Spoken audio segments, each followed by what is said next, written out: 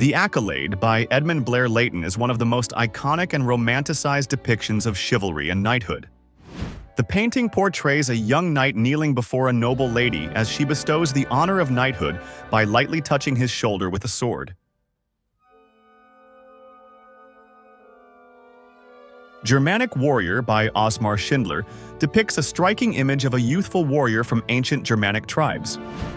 The painting captures a moment of quiet introspection, where the warrior holds a decorated helmet in his hands, as if contemplating battle or reflecting on his role. Alice Louis Guérin by Paul César Helleux captures the delicate elegance of a young woman during the Belle Époque era. The subject's striking red hair, flowing and vibrant, contrasts beautifully with her refined black attire.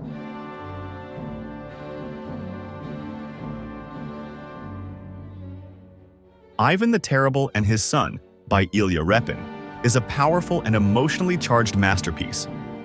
The painting depicts the infamous Russian Tsar Ivan IV cradling his dying son, whom he has just fatally struck in a fit of rage. Repin's intense brushwork and dramatic use of color capture the grief, horror, and remorse on Ivan's face, as well as the lifeless expression of his son. The Lady of Shallot by John William Waterhouse portrays a moment from Alfred Tennyson's poem of the same name. The painting shows the tragic Lady of Shallot seated in a small boat, drifting toward her inevitable doom. Clad in a flowing white gown, she holds the chain tethering the boat, surrounded by symbolic details like the tapestry she wove, candles, and a crucifix. Portrait of Jan VI by Rembrandt is a masterful depiction of Jan VI, an affluent Dutch writer, art collector, and later mayor of Amsterdam. The painting showcases Rembrandt's extraordinary ability to capture texture and character, evident in the rich detailing of VI's attire, including his luxurious cloak and gloves. His pose is relaxed, and his expression exudes intelligence and confidence. Saint Veronica with the Veil by Mattia Preti is a poignant Baroque depiction of Saint Veronica holding the veil imprinted with the face of Christ. The painting highlights Preti's mastery of dramatic lighting and emotion, characteristic of the Baroque era. Veronica's expression conveys deep reverence and sorrow, while the intricate folds of the veil in her garments reflect Preti's attention to detail.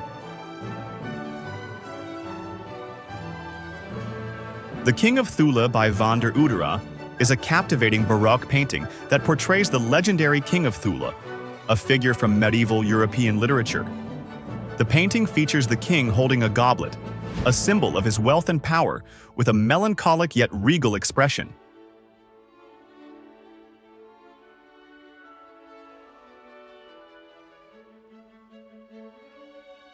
Helen of Troy by Frederick Sandys is a striking portrayal of the legendary figure from Greek mythology, known for her beauty that sparked the Trojan War. This painting reflects the pre-Raphaelite style, characterized by vivid color, intricate details, and a sense of idealized beauty.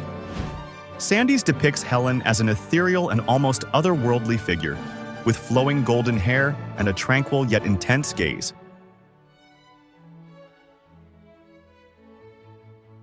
The Time by Ulpiano Cieca portrays an old man riding a horse, wielding a scythe, which symbolizes the figure of Father Time or death. This powerful image conveys the inevitability of death and the relentless passage of time. The old man, depicted with a skeletal or aged appearance, is mounted on a dark, imposing horse, which emphasizes the grim nature of the scene. Graciela Patiño de Ortiz Linares by Philip de Laszlo is an elegant and refined portrait capturing the grace and sophistication of its subject. Painted in 1924, this portrait is a striking example of Laszlo's mastery in depicting the aristocracy and upper class during the early 20th century. Laughing Fool by Jacob Cornelis. Van Oostzenen is a striking and lively portrayal of a jester, capturing the spirit of the Northern Renaissance and the social context of Protestant Holland.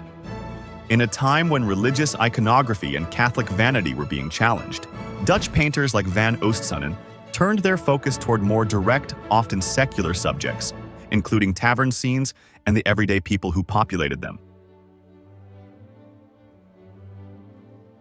Party on Mobilization Day by Daniel Sabater is a striking and eerie depiction of a dance of the dead, likely referencing the Day of the Reformation, which is akin to the Protestant tradition of the Night of the Dead.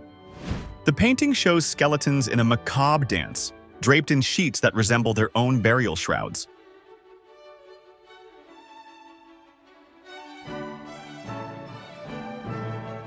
John Collier's Lady Godiva depicts the 11th century legend of Lady Godiva, who rode through Coventry to persuade her husband, Leofric, to lower taxes on the townspeople. The painting shows her courage, riding naked except for her long hair. Despite the townspeople closing their windows, Peeping Tom secretly watched her and was struck blind for his voyeurism.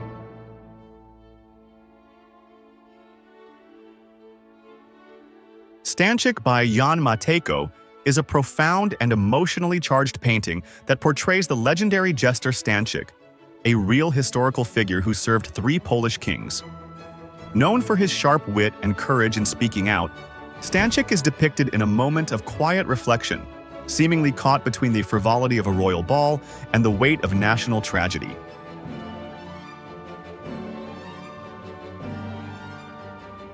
Self-Portrait with Death.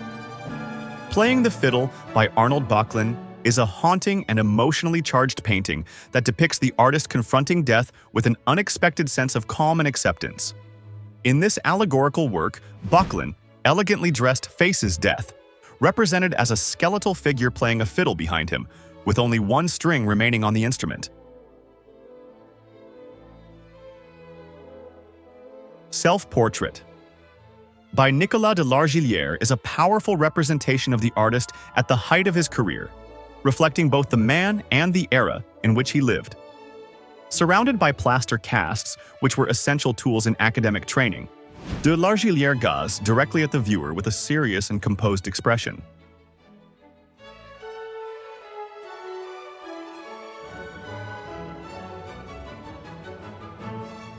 Jester with Lute by Frans Hals is a vibrant and lively portrayal of a jester, embodying the spirit of optimism and joy that characterized the Dutch Baroque period. The painting captures the figure with a mischievous smile, reflecting the carefree celebration of life, freedom, and prosperity that was often central to Dutch art during the 16th and 17th centuries.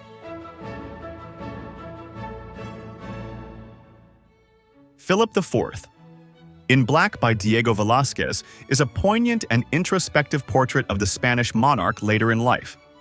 Velázquez, who was a favorite court painter of King Philip IV, captures the king in a rare moment of vulnerability. The king is depicted with a tired and restless posture, reflecting his internal weariness from years of ruling.